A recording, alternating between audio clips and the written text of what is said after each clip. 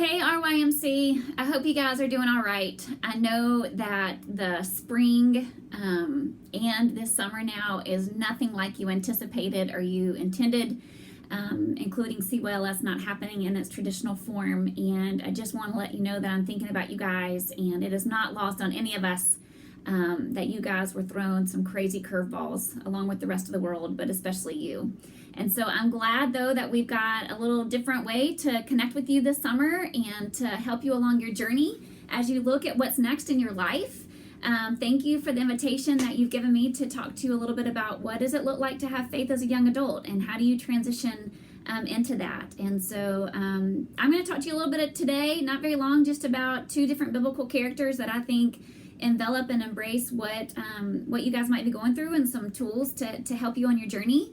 But I also want to make sure that you know this is just not a 10-minute keynote where you never see me again. I want you guys to know that my door is always open and my cell phone is always on and my email is always open. So if you guys get to a place where you want to talk about any of this, I see my job at TCU as much past just the students here, but young adults in our region. And so anytime you guys want to chat with me or talk to me, I'll give you all my info at the end, and I would love for you to reach out. But without further ado, I really just wanted to spend a couple of minutes talking to you about two people in particular in the Bible that I've gone to in my times of transition in life and the ways that I've tried to figure out, like, what does my faith mean to me right now as I transition into a different story and a different path. And I know that that's where a lot of you guys are right now as you are leaving one part of your path behind and embracing whatever's next, whether that's college or jobs or transitioning out of your household. So many different things are going on for you guys. And so I hope looking at these two characters will help you give a little bit of a snippet of ways that you can start to approach what's next. The first one is Peter, and love me some Peter. And I'm going to kind of just journey with you a minute, looking at Matthew chapter 14, verses 22 through 33. And this is Peter's story. Immediately he made the disciples get into the boat and go on ahead to the other side, while he dismissed the crowds. And after he had dismissed the crowds, he went up the mountain by himself to pray. When evening came, he was there alone. But by this time the boat, battered by the waves, was far from the land, for the wind was against them. And early in the morning he came walking toward them on the sea. But when the disciples saw him walking on the sea, they were terrified, saying, "It is a ghost." And they cried out in fear. But immediately Jesus spoke to them and said, "Take heart, it is I, don't be afraid." Peter answered him, "Lord, if it is you, command me to come to you on the water." Jesus said, "Come." So Peter got out of the boat, started walking on the water, and came toward Jesus. But when he noticed the strong wind, he became frightened, and beginning to sink, he cried out, "Lord, save me." Jesus immediately reached out his hand and caught him, saying to him, "You of little faith, why did you doubt?" When they got into the boat, the wind ceased, and those in the boat worshipped him, saying, "Truly, you are the Son of God." Now, on the surface, I've heard lots of ministers talk about the story of Peter, and they keep it pretty simple and say, well, the story is really all about Jesus and just having to have faith in Jesus. But I actually think this story is all about Peter, and in a way, that means this story is all about you and it's all about me. Friends, it's the story of the unknown and the struggle that comes with the unknown. Here's the deal. The unknown is hard.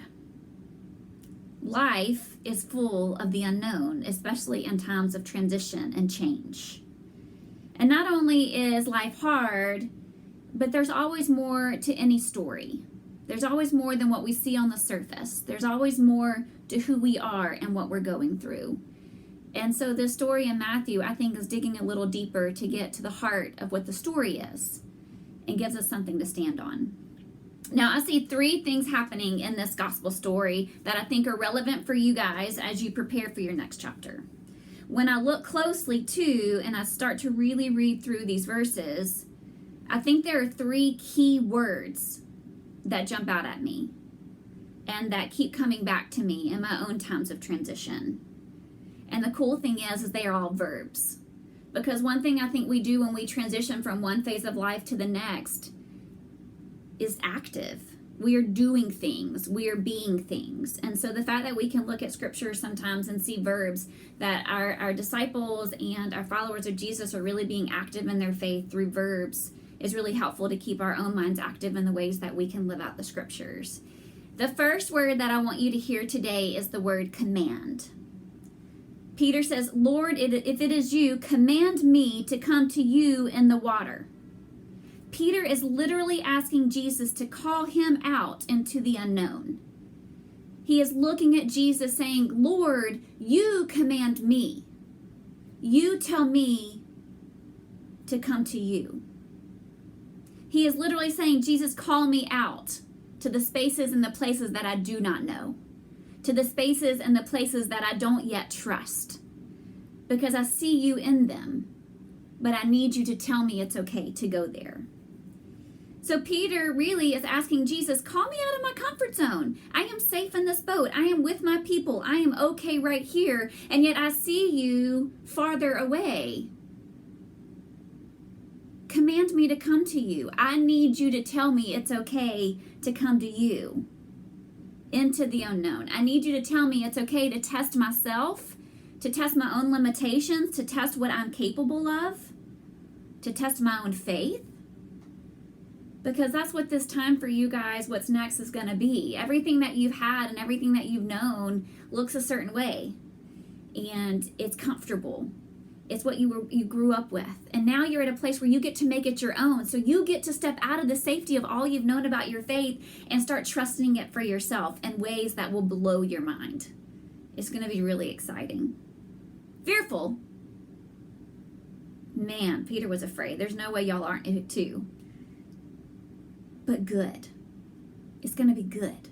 And I think that that's what Peter was doing in the story. He knew it was going to be good, but he had to have the comfort of Jesus saying, you can trust this. You don't know what's out there, but you can trust it because I'm telling you to come to me. You're commanding me, and I'm saying come.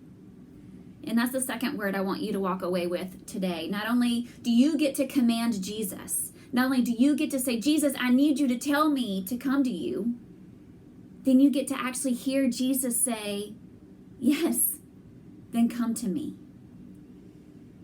Jesus delivers. That's the crazy cool thing about faith, no matter where we are on our journey. Sometimes we're closer to Jesus than we ever realize, and sometimes we feel really far away. But Jesus is always there. And hearing him say to Peter, come, is comfort, knowing that as soon as we call on Jesus, he answers. Jesus will use us however and whenever he can. So much about our faith and so much of what we do in this world to make it better is on us. Jesus doesn't leave us. But sometimes we have to call on Jesus, and as soon as we do, he has arms spread wide open saying, yeah, it's okay, it's safe. You can come. Trust me. The thing about our faith when we get to create it and the next journeys that come our way is that we get to be open to all the possibilities of what Jesus might have in store. We have to trust that we might not know it, and that's okay. All night long, those disciples have been trying to stay safely in that boat. All night long, they were holding on to the one thing that they knew to be true, the safety of that boat. But as soon as Peter stood up and as soon as Peter was ready to embrace what was next, Jesus was right there saying, yes, please, please come to me. Sometimes in order to meet Jesus right where he wants us to be, we have to hear him say, come, and trust where he leads us. The other active verb that I want you to hear today in the story of Peter as you prepare for transitioning into the faith of a young adult is the word caught. Now, command and come should really be enough, right? We get an active role in our faith. We get to call out to Jesus, and then we get to sit back and hear Jesus say, come to us, and we get to trust that. Command and come is sufficient. That's enough gospel for us today. But the cool thing is, that's not where this story ends. The last word is the verb caught. That's the amazing thing about the Gospels, right? It never ends where we think it should end. Jesus keeps going. Jesus keeps the lessons coming for us. And y'all, this whole story of Peter down to the word caught is going to be a snapshot of what you are going to be as a young adult. It's not all going to be smooth, nor should it be. We have so much to learn about ourselves and about our own faith and about life and about other people and about our voice and our purpose when we step out into a world that is now our own. And that's Peter. You're going to have to get out of the boat of safety. You know it's already coming. You've already been thrown at a curveball with all of this corona and your world being turned upside down. You already know your faith has been challenged along with your sanity and everything else. Peter was the same way. But as the world somehow, some way tries to get back to normal, one thing that will always be with you is the fact that uncertainty exists. And that safety sometimes isn't in the ways that we see it. Sometimes we have to get out of the boat, getting closer to Jesus to feel the safest at all. But man, is it a lesson. I mean, you're going to freak yourself out. I mean, I can think back of so many students that have come to TCU's campus who start to put that one foot in front of the other and try new things for the first time, both good and bad, and it's crazy and it's scary, and you learn so much along the way. You know, Peter got out of the boat. He wanted to trust that he was making the right decision, and then he freaked himself out. And he asked himself, what the heck did I just do? And he panicked. And then Jesus called him. That's the faith that you get to take with you, knowing that you're going to step out of the boat, that you're not going to know what tomorrow brings, that you're not going to know every answer to everything, and you're going to be tried. And sometimes you're going to pass with flying colors, and sometimes you're going to fail at whatever life's test just gave you. But we serve a Savior who is always going to catch us. Every single time. Maybe sometimes not in the ways that we expect him to. But I think if we don't lose sight, if you guys don't lose sight of the fact that you can trust yourself enough to get out of the boat, and you can trust yourself enough to know that even when you fall, even when you fail, that there is a Jesus Christ there ready to catch you every single time. That's true faith. Because Jesus does not give up on you, and Jesus does not give up on me.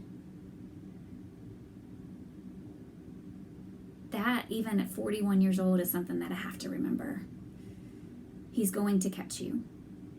So no matter where you are on your journey, no matter what is next for you for this summer, for next year, remember to be in a boat. Sure, that's life, right? We're where we want to be. We're with our people. We're comfortable. But don't forget to stand up. And don't forget to look out over the waters and squint your eyes a little bit and see that Jesus is out there waiting for you to join him. Then command Jesus, Jesus, command me to come to you. But then be ready when Jesus says, then come, meet me here. And when those waters underneath you get a little too freaky and a little too shaky, it's okay to lose your breath. It's okay to freak out. Just know that there's Jesus Christ always, always behind you, ready to catch your fall, set you back up, and asking you to come again. I'm here for you guys. My cell phone is 214-862-5599. My email is lea.mccracken@tcu.edu. You can follow all of Disciples on Campus social media handles at TCU_doc. And we're here for you. So I'm here for you. And I wish I was with y'all a little bit more this summer. And anytime you want to talk about this or anything else, I can't wait, okay? I'll talk to y'all soon. Remember, you're Peter.